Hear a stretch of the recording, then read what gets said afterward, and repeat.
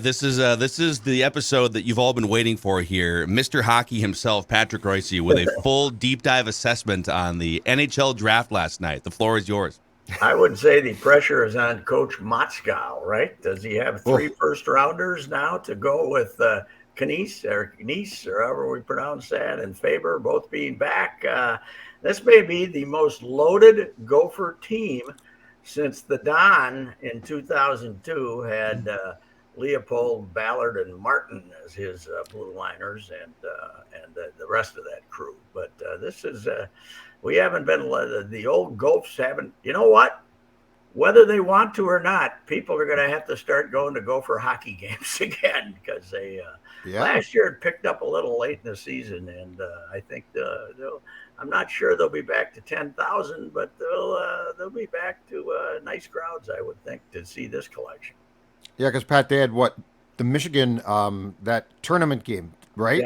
Yeah. I think they sold that out. So yeah.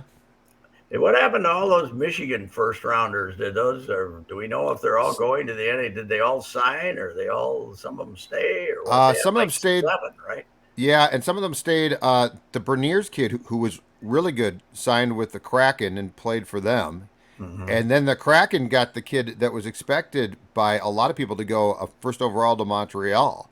Did he dropped the fourth? There's a video of him when he's shaking hands up on the stage that he kind of stares down the Montreal table. Yeah, is that what he was doing? Yeah. Who is that? Cooley? No, different kid. Where was Cooley drafted? 5th, right? Hold on a second. I wrote these all down. 5th. Cooley was drafted. Handwritten draft notes here, everybody. Yes, they this are. Is what you Don't all came laugh. For. They're handwritten. No, he went 3rd to the Coyotes. Oh, he went Logan Cooley did. Shane Wright is the kid that was expected to go first. Yeah. He fell to 4th, but here's the thing. There is no way on God's green earth that if Montreal has the first pick in the draft, I want to go to Montreal because that market will expect you to make an impact on opening night. I'd rather go to Phil's territory. You want low expectations. I want Seattle, man. Seattle's a great place to play. You want no pressure. Yeah, well, Montreal's brutal. The Krakens are going to sell every ticket for 5 years, no matter how bad they stink. So that's exactly a good idea. But Montreal, we've come a long way since the entire roster was Frenchmen. And now we have some Slovakian that not even he can pronounce his name. For What's your name, guy? I have no idea. Stufa something or ever. I don't know what his name is. George Slosky. Did you ever think you'd live long enough to see the first 2 picks in the NHL draft both be Slovaks, for goodness sake? No, hell no. Are you kidding? They can fool us, but Slovak is still Czechoslovakia. They can fool us. They might have called it. They might have made it 2 countries, but it's still Czechoslovakia. So what did I did catch some of the Bill Guerin? You know, he wasn't willing or able to talk about Kaprizov's situation. What does that mean? That even he is kind of like, I thought Bettman saying, we'd be better off if we not talk about Russian politics. The NHL, he basically was candid enough to say we'd be better off not talking about him or threatening him or, all the screaming and hollering to get Brittany Griner out only increased the amount of time she spent over there. And now she had to plead guilty, hoping that they'll only make her serve 4 months more or something like that. That's brutal. Yeah, well, it's not, when you have a madman in charge who's now trying to use any clout he can get for prisoners. The guy they want to exchange prisoners with, Griner, this guy's like a arms dealer, madman, responsible for incredible amounts of death. There's no way you can make that prisoner switch. We and we are firmly now, Patrick, going back in time. We are going back and do you know what the Kaprizov thing might call for? When Louis went to Czechoslovakia to put Frankie Musil in the trunk of his car to cross the border, Phil, This is the old days. I've heard that story. You guys have seen those European cars. You know, these were little boxy things. Yeah. This Frankie was a big boy too. He had to be stuffed into that trunk like he was in the Goodfellas or something. You know, the guy. Did they cross borders with him in the trunk? So how do they not check the trunk when you cross borders? I don't know. Louis probably handed some cash to some guy at the gate. And how long can you be in a trunk asking for a friend? I don't know. When I've you're dug a hole before. When you're 6'3" and 220, probably not too long. Yeah. Oh my God, we killed him. He's not going to play for us now. It's now. like a 5-hour road trip and you're in a trunk. Is that problematic? Mm-hmm. I don't know. The world was a simpler place when there were 12 teams in the NHL and they were all Canadians with a few Americans. That's what I say. Yeah. Let them have their own league over there in Europe. Leave us alone. You know. Oh, God. But anyway, we did extremely well according to Bill and the pundits. So, who was 19th? The Russian was 24th. Who'd they take? Liam Ogren, a left wing from Sweden. As I check again, my handwritten. How quickly are these players, Judd, going to come up and actually do something for the Wild? Oh, it'll be a few years. Well, the guy in the Russian's supposed to, even if they don't make him, is supposed to stay over there and play, right? Yeah. With his team in Russia. So. Yeah, he'll be stuck there for a while probably. And Ogren's till they lose probably the 2 years war, away. or till Who knows what happens, Pat? Yeah, that's the problem. Mm-hmm. Well, I don't think we know a thing about what's going to happen there. That's probably why the guy was available, right? Because was he supposed to be drafted higher talent-wise? So. I think he was projected talent-wise 10th. Okay. Oh, what a bargain. Okay, go get him, Bill. Well, all I know is if the big Ruski isn't here on October, whatever the hell it is, the expectations for the home team are going to take a considerable dive. So. Yeah, it feels problematic. The Twins headed to Texas for a 3-game series this weekend.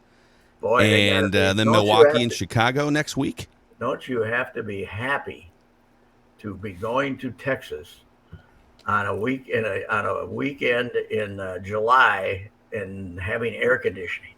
Yeah, are they pretty? How judicious are they with the retractable roof?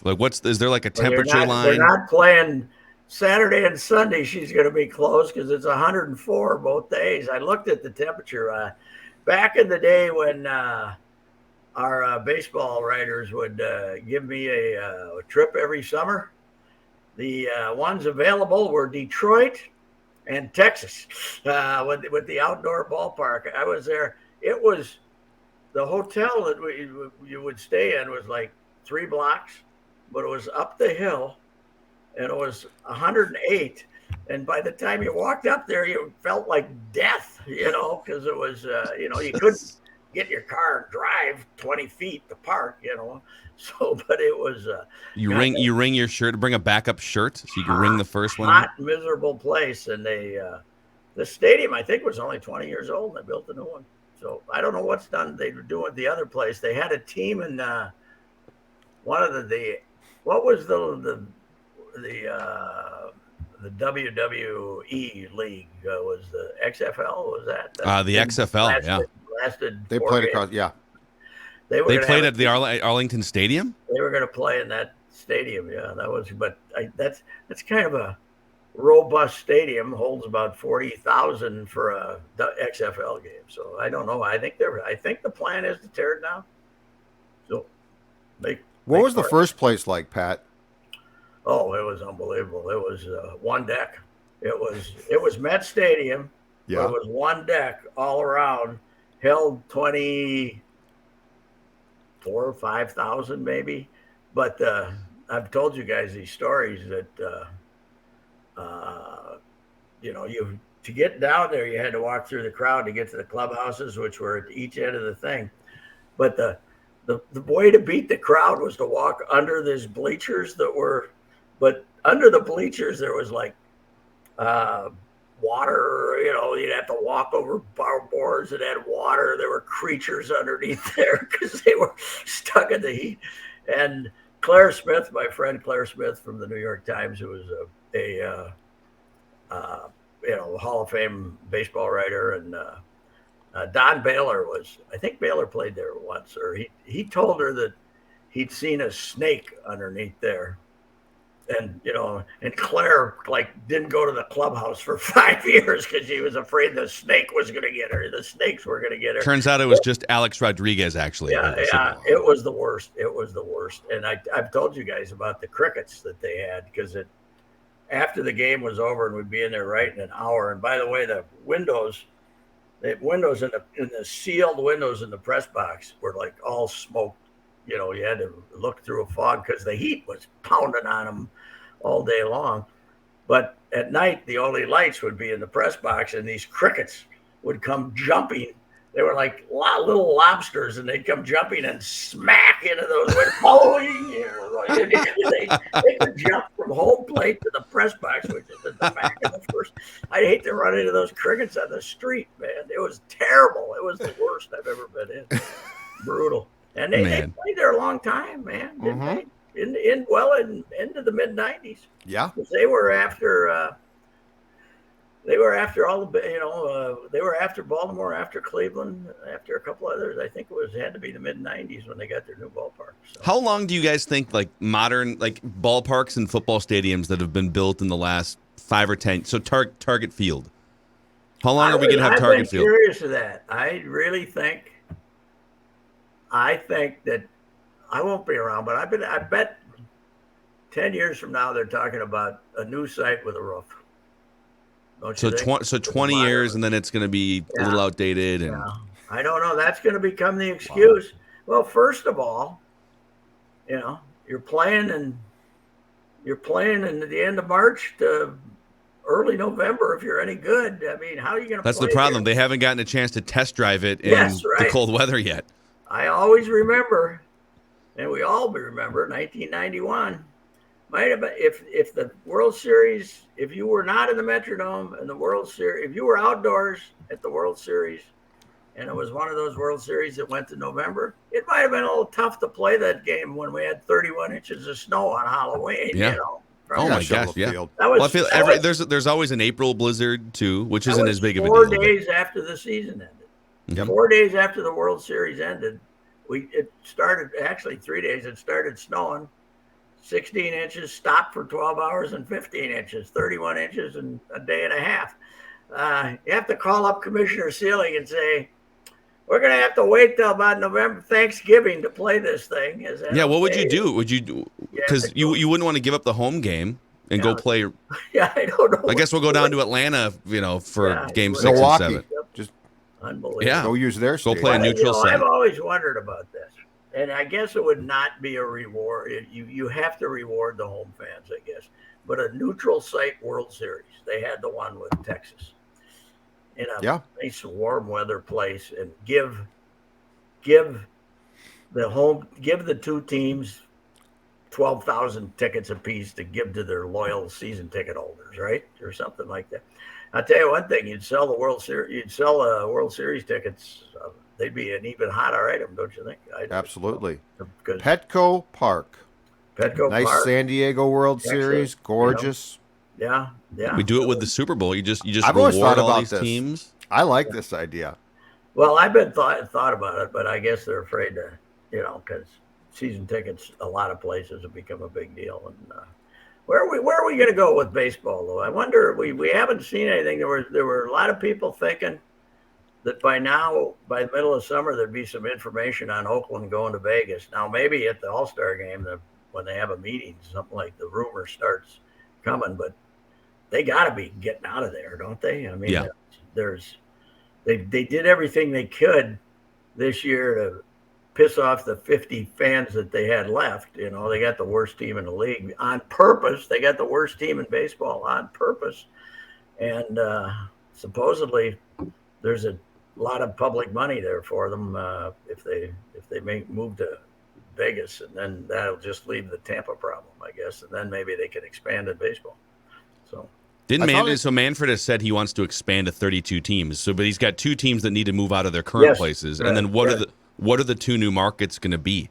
Nashville, and I don't know who. Who wants a team? Portland, but would that be a good idea to have medium-sized? I think also Nashville's booming, so I can see Nashville because that's a well, massively growing city. All the unrest in Portland probably ended their hopes of. Portland's Yeah. a Seattle conflict as well, right?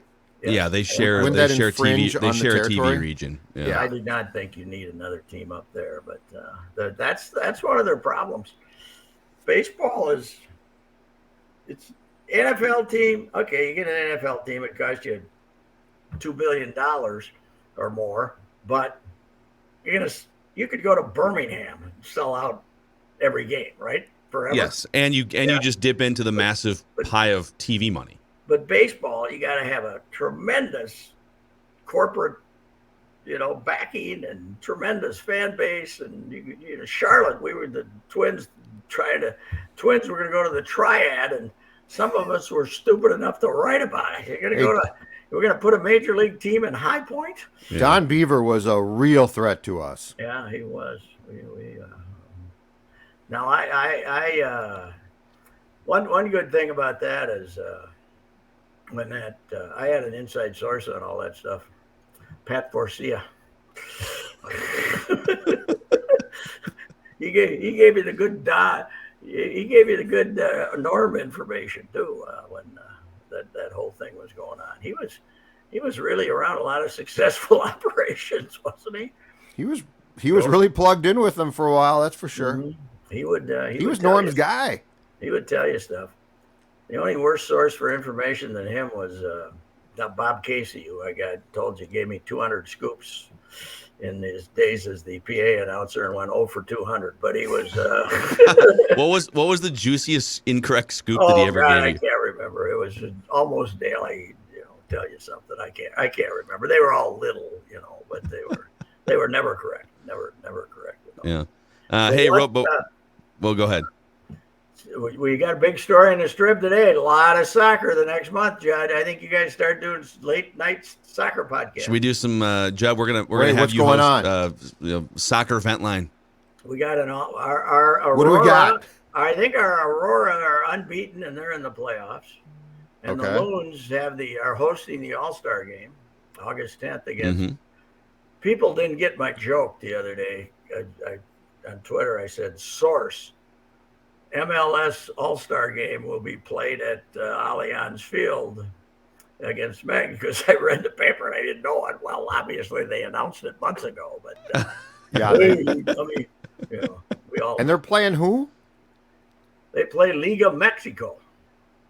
The Liga in Mexico. It's a friendly. It's a friendly, yes. It's the All-Star game. It's the All-Star game. So we got that, and then I don't know, just all kinds of stuff. Do we still do the thing in Blaine, Pat? Yes, yeah, the USA Cup is still big. Bane of my existence as a clerk at the Star Tribune with yes. getting those scores. How about as an intern back when we used to get the interns in, and we didn't let them do anything except they get to go do the USA Cup. That was their big. Find some team from Germany and write something and leave us alone. No, some team from Cleveland or something would come in. A bunch of little rugrats from Cleveland, and the poor intern would have to write a story about them. You know what else is? I think is it next week we have the 3M Open? Boy, they're not getting any pub. That's in a couple. I think that's 2 more weeks. 2 more weeks from now. Oh yeah. Well, they've got it. I mean, there's a bunch of names that have. The same week Tony is being inducted in the Hall of Fame. Yeah. Hey, go to my Twitter account. This guy Popfly Pop Shop did a Tony cartoon. They have a cartoon of the week or a cartoon of the month. And they got a Tony one. I don't know what a print costs. You might find out it costs a hell of a lot more than you want to pay, but I don't know. But somebody sent a copy of it to me, and I sent it along on Twitter. But one of those comical old tweets that of cartoon type things with stuff written here and there and everywhere that this guy does. Popflypopshop.com. Popfly Pop Shop. All right. I think it's like $60. It's Help cool. Tony pay for those 6 hotel rooms he has to get for others. He only gets 2 free ones. I ran into him a couple of weeks ago, and I said, Tony, I can't afford to stay in Cooperstown to see you go in. I said, I'll drive in the morning. And he says, I said, the hotel rooms. He says, I know. I got to have 8, and they only give you 2, and they don't give you a deal on the other 6. Poor guy. Tony's going broke. He's gonna Going go to the broke Hall of to- Fame. Yeah, it was. Tony played back in the '60s. Okay, Right. 70s. He doesn't have $100 million burning a hole in his He bank finally account. gets in the Hall of Fame, and it's going to break him. He made $100,000 like 2 years, right? At the Yeah. end. He made $100,000. Yeah, finally got in.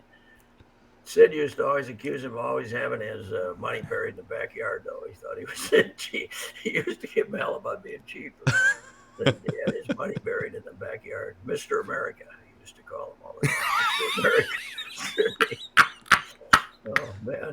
Amazing. But he's my favorite all-time Twin, even though I only covered him for 2 years, but I knew him all, and then he became a coach, and he was there. But I love that guy as a player, and I love him as a person, and he is really a wonderful guy. Anybody who's ran into him at the ballpark knows that. So Yep. It's fun to see him finally make it.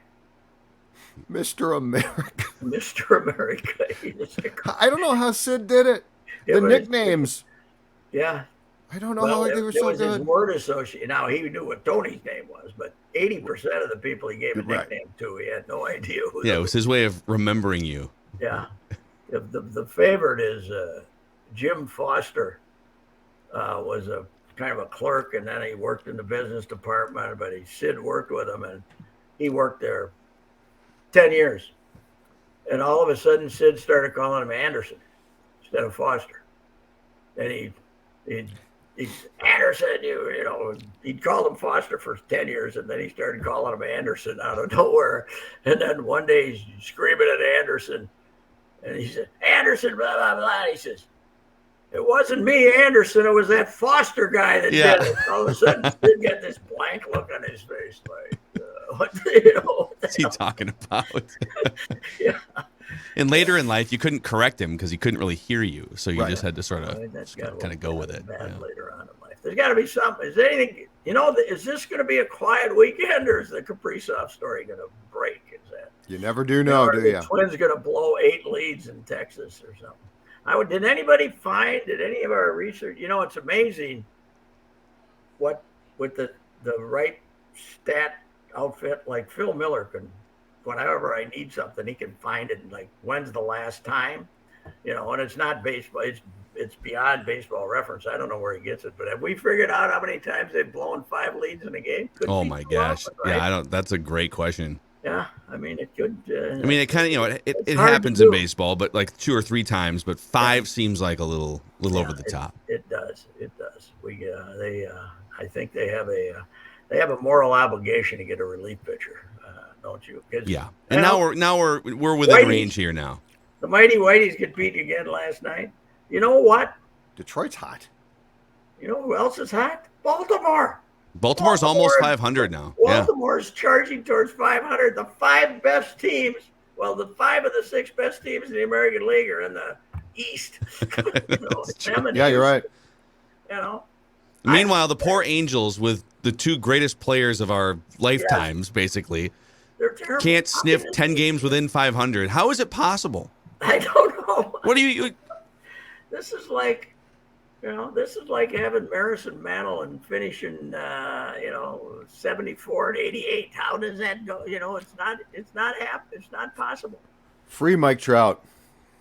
Mike Trout. There's now rumblings that they might look at trading him, just for the love of God. He's played 3 playoff games in his career. Yeah, but how about the other guy? The other guy is going to end up signing where for the biggest contract ever. Isn't he a free agent after next year? I think he's a free agent in a year. Yeah, I mean, his loyal, where he'll go, right up the freeway. To the Dodgers. To give that team some much needed, get the fans more interested. They just had a home game of a homestand of 11 games when they drew over 500,000 people. Wow. Poor Dodgers. Yeah, they really could use another generational superstar. They need a new stadium is what they need. They do need a new stadium. It's I haven't been there in years. I'd love to be going. The All-Star games there this year. And, that's a great trip. You got the you got the Twins are in San Diego, and All-Star games in LA. And, Hey, one thing, this kid from Forest Lake, I wonder, this Walner kid, he's 24 now. I see he made the Futures game. He's hit a lot of home runs. I think he's kind of a home run or nothing guy, but with this organization, that's fine. They'll give you a shot, right? Yeah. Or they trade him. Yeah, that's right. He could get moved. Somebody's going to have to get moved here to get a couple of guys are going to have to get moved to get a pitcher here. So, anyhow. All right, Pat. We'll catch you next week. Have a hot weekend. This humidity. I don't like that, Phil. I wish I was out in Seattle. Yeah, well, it's a humid 72 here, so it can be a little rough. Be tough to heat the pool out there, though. That'd be the difference. So I can't wait to see what that bill is this year. All right, see you, Pat. Bye. All right, that's Rappin' with Royce, presented by our friends at Federated, who since 2005 have helped raise $44 million for Big Brothers Big Sisters. If you want to find out more about this great mentoring organization that helps children with problems facing adversity, giving them just a much more stable foundation to build a life on, you can find out more at federatedchallenge.org. That's federatedchallenge.org. All right, we'll talk to Pat early next week. Also check out Action Movie Rewind today on